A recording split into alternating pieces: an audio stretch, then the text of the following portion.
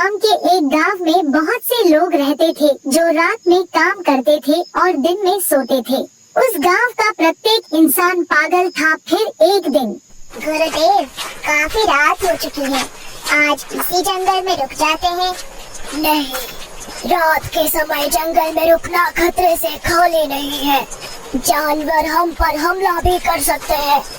गुरुदेव, मैं बहुत थक गया हूँ, अब आप ही कोई रास्ता बताइए। बस चलते रहो। थोड़ी देर चलने के बाद दोनों एक गांव में पहुंच जाते हैं।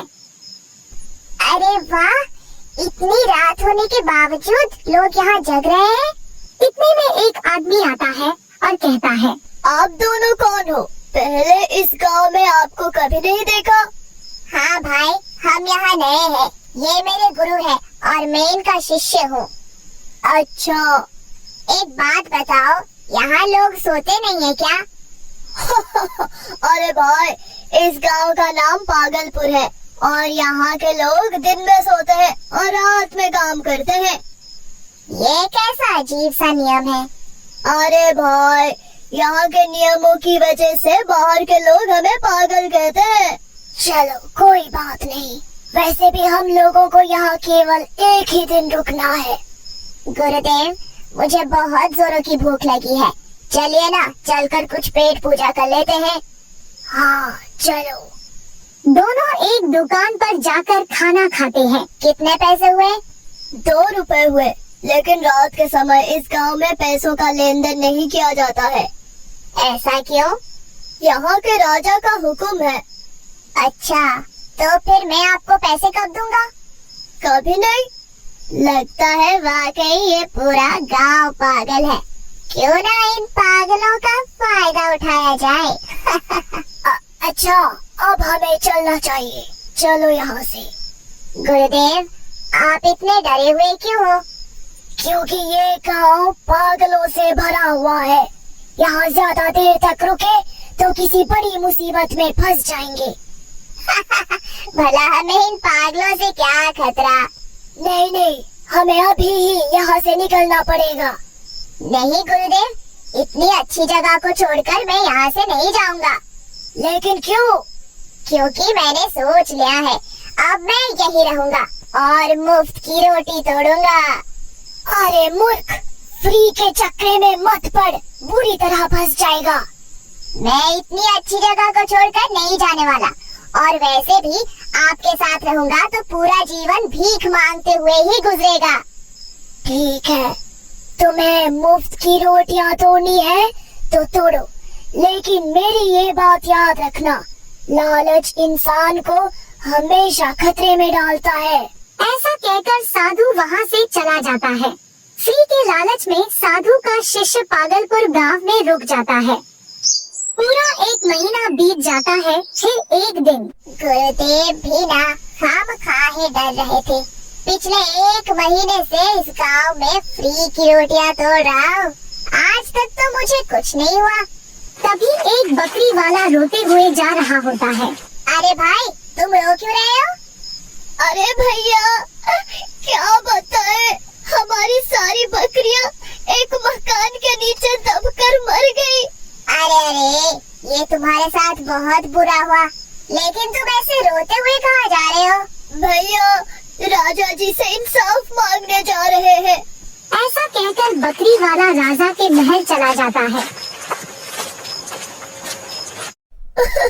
महाराज, मुझे इंसाफ दिलाओ, मैं लुट गया, मैं बर्बाद हो गया। क्या हुआ तुमको? बकरी वाला सारी घटना राजा को बता देता है। तुम चिंता मत करो, तुम्हें इंसाफ मिलेगा। मंत्री जी। जी सरकार। जाओ, जाकर उस मिस्त्री को पकड़ लाओ जिसने उस मकान को बनाया था। जो हुक्म सरकार। राजा के आदमी उस मिस्त्री को पकड़ कर ले आते हैं। क्या हुआ महाराज, आपने मुझे यहाँ क्यों बुलाया है? तुम्हारी वजह से बकरियों की जान चली गई है, तुम्हें इसकी सजा मिलेगी। लेकिन महाराज, मैंने किसी की बकरी को नहीं मारा, मैं सच कह रहा हूँ। मूर्ख, जिस मकान को तूने बनाया था वो इतना कमजोर था कि बकरियों के ऊपर गिर गया, जिसकी वजह से बकरियों की जान चली गई। अब मैं तुम्हें फांसी की सजा दूंगा। महाराज, मेरे साथ ऐसा मत कीजिए, इसमें मेरी कोई गलती नहीं है। अच्छा, फिर किसकी गलती है? उस लड़के की। पहेली मत बुझाओ, जो कहना है साफ साफ कहो। महाराज, जिस समय मैं मकान का निर्माण कर रहा था, उस समय एक नौजवान लड़का मेरा ध्यान भटका रहा था, जिसकी वजह से मैं सही ढंग से मकान नहीं बना पाया। मिस्त्री ठीक कह रहा है, गलती उस लड़के की है। कौन है वो नौजवान लड़का? महाराज, ठीक से तो याद नहीं है, लेकिन वो किसी साधु के साथ यहाँ आया था। मंत्री जी, जाओ उस लड़के को कहीं से भी ढूंढकर हमारे सामने हाजिर करो। जी मालिक। राजा के आदमी साधु के शिष्य को पकड़ कर ले आते हैं। महाराज, मुझे यहाँ पर किस लिए लाया गया है? फांसी की सजा देने के लिए। क्या? लेकिन क्यों? मैंने क्या किया है?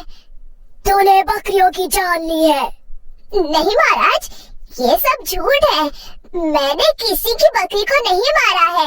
राजा उस लड़के को सारी बात बता देता है। महाराज, लेकिन इसमें मेरी कोई गलती नहीं है, मैं तो बस वहाँ खड़ा था। हाँ, लेकिन क्यों खड़े थे? तुम्हारी वजह से मेरा ध्यान भटक रहा था, जिसकी वजह से मैं अपना काम सही तरीके से नहीं कर पाया। अरे भाई, पागल है क्या? मैंने तुझे थोड़ी कहा था मेरी तरफ देख, तुझे अपना काम करना चाहिए था। चुप करो तुम सब। लड़के, तेरी गलती है और हम तुझे फांसी की सजा सुनाते हैं। नहीं महाराज, गुरुदेव ने सही कहा था, ये पागल का गांव है, बिना किसी गलती के मुझे फांसी दे रहे हैं, बचा लो गुरुदेव। साधु अपने शिष्य की आवाज सुन लेता है और महल के अंदर आ जाता है। रुकिए महाराज, इसमें मेरे शिष्य की कोई गलती नहीं है। तो फिर किसकी गलती है? आपकी। मेरी? लेकिन कैसे? महाराज, मेरा शिष्य वहाँ खड़ा होकर आपकी तस्वीर देख रहा था, जो बाजार में लगी है। अगर आपकी तस्वीर ना होती तो मेरा शिष्य वहाँ खड़ा ना होता। बात तो सही कह रहा है, गलती तो मेरी ही है। महाराज, क्या सोच रहे हैं? हम ये सोच रहे हैं कि इस बकरी वाले को नुकसान के पैसे दे देते हैं। महाराज, वो आपकी इच्छा है। अब तो मैं अपने शिष्य को लेकर यहाँ से जा सकता हूँ। हाँ, क्यों नहीं। साधु चतुराई से अपने शिष्य जी जान बचा लेता है और अपने शिष्य को बाहर लेकर चला जाता है। मैंने तुमसे कहा था, एक दिन तुम बुरी तरह फंसोगे। आज मैं ना होता तो ये पागल राजा तुम्हें फांसी दे देता। मुझे माफ कर दीजिए गुरुदेव, मैं लालच में फंस गया था। कोई बात नहीं, लेकिन आज के बाद कभी फ्री या लालच के चक्कर में मत पड़ना, वरना दोबारा मैं नहीं बचाऊंगा। दोनों हंसने लगते हैं। इसलिए दोस्तों, लालच के चक्कर में कभी नहीं पड़ना चाहिए। स्टोरी अच्छी लगी हो तो स्टोरी को लाइक करके चैनल को सब्सक्राइब कर लें।